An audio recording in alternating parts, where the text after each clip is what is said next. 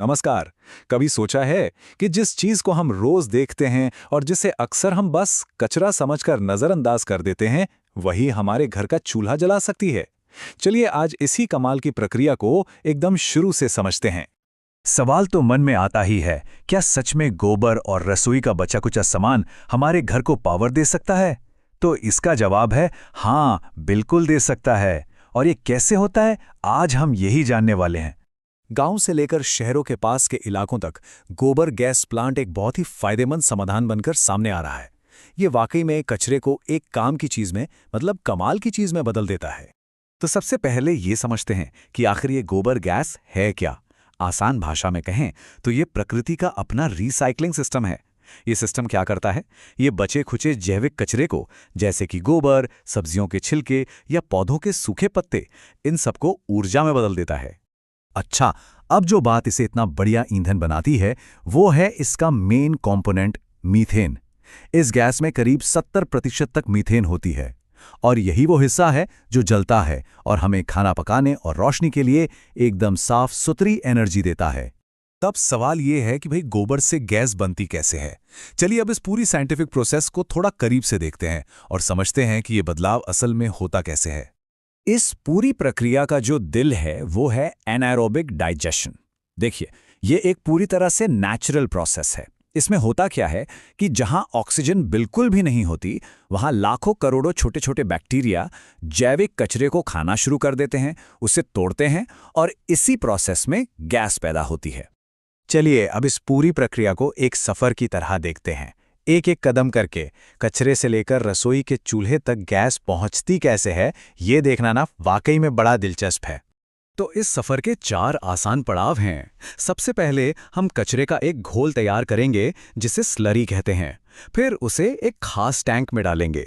इसके बाद गैस बनने का असली काम शुरू होगा और आखिर में उस गैस को इकट्ठा करके रसोई तक पहुंचाएंगे। सिंपल। तो पहला कदम है स्लरी बनाना। इसके लिए गोबर और पानी को लगभग बराबर मात्रा में अच्छी तरह से मिलाया जाता है ताकि एक गाढ़ा सा घोल तैयार हो जाए। समझिए, यही घोल प्लांट का कच्चा माल है। अब ये जो तैयार स्लरी है, इसे एक पाइप के जरिए प्लांट के मेन हिस्से में यानी डाइजेस्टर टैंक में डाल दिया जाता है। ये टैंक जमीन के नीचे होता है और सबसे जरूरी बात, ये पूरी तरह से एयरटाइट होता है। मतलब इसमें बाहर से हवा या ऑक्सीजन बिल्कुल नहीं जा सकती। और अब थोड़ा इंतजार करना होता है। प्रकृति को अपना काम करने के लिए समय तो चाहिए है ना। डाइजेस्टर के अंदर बैक्टीरिया इस स्लरी पर धीरे धीरे काम करते हैं, उसे तोड़ते हैं और इस पूरे प्रोसेस में लगभग 2 से 3 हफ्ते लगते हैं, जिसमें धीरे धीरे गैस बननी शुरू हो जाती है। और यहीं पर होता है असली जादू। टैंक के अंदर वो छोटे छोटे बैक्टीरिया अपना काम करते हैं, स्लरी को खाते हैं और मीथेन गैस पैदा करते हैं। अब गैस क्योंकि हल्की होती है तो वो ऊपर उठती है और प्लांट के ऊपरी हिस्से, जिसे गैस होल्डर कहते हैं, वहां जमा हो जाती है।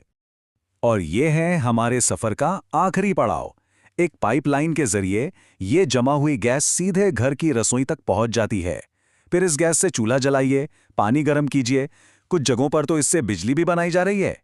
तो हमने ये तो देख लिया कि गैस बनती कैसे है, लेकिन अब सवाल ये है कि ये इतना जरूरी क्यों है, इसके फायदे क्या क्या हैं। चलिए अब जरा इसके फायदों पर भी एक नजर डालते हैं। देखिए, सबसे पहला और बड़ा फायदा तो है पर्यावरण का। ये प्रदूषण को बहुत कम कर देता है।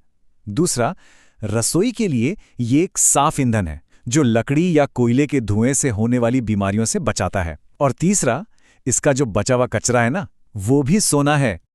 और वो कैसे? प्लांट से जो बचा हुआ घोल निकलता है वो एक बेहतरीन जैविक खाद का काम करता है। ये कुदरती खाद खेतों में केमिकल वाले उर्वरकों की जरूरत को कम कर देती है।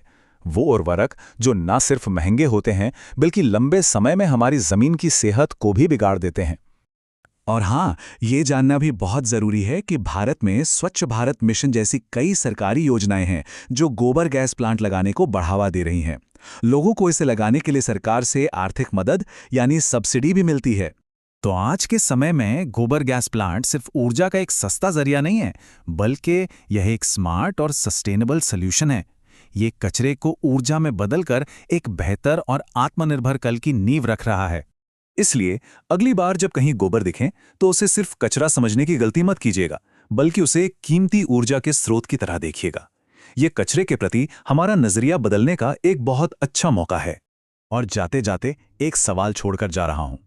क्या ये साधारण सी दिखने वाली टेक्नोलॉजी हमारे गांवों की ऊर्जा की ज़रूरतें पूरी करने और उन्हें सही मायनों में आत्मनिर्भर बनाने की चाबी हो सकती है? इस पर सोचिएगा ज़रूर। तो दोस्तों, अगर आपको ये वीडियो पसंद आई हो तो लाइक करें, शेयर करें और चैनल को सब्सक्राइब जरूर करें। मिलते हैं अगले इंटरेस्टिंग टॉपिक के साथ। तब तक के लिए धन्यवाद।